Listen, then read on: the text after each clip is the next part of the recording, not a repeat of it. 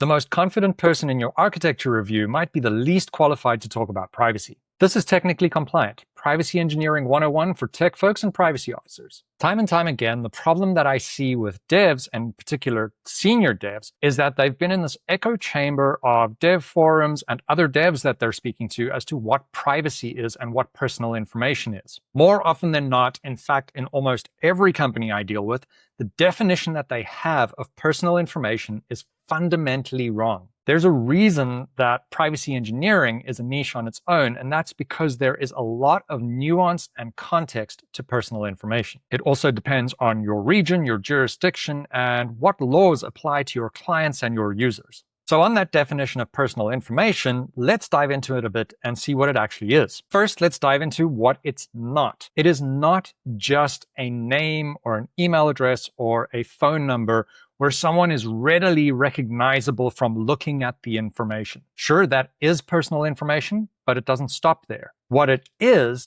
everything beyond that that forms part of the data set. So if you have GUIDs or unique identifiers, or you have IP addresses, or you have something that you're applying to a profile of a user, data that you're attributing to them, all of that becomes personal information in this huge profile that you're building of a user. This is broader than most people on the surface realize. And the more you link and attribute this data, the larger your risk exposure becomes. You need to look holistically at the entire data set, start looking at schemas, what the product design was, and just how much data is actually there and how you can categorize it as personal. For this reason, I generally recommend that dev teams get their own role-based training in terms of privacy, because the general training that's out there doesn't really reflect what they're dealing with day to day. It has to be specific to the teams, it has to tie into your development lifecycle,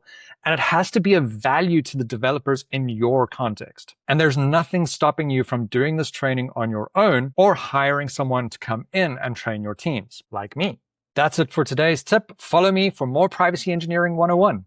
And if you have specific questions, by all means, drop into the DMs and let me know.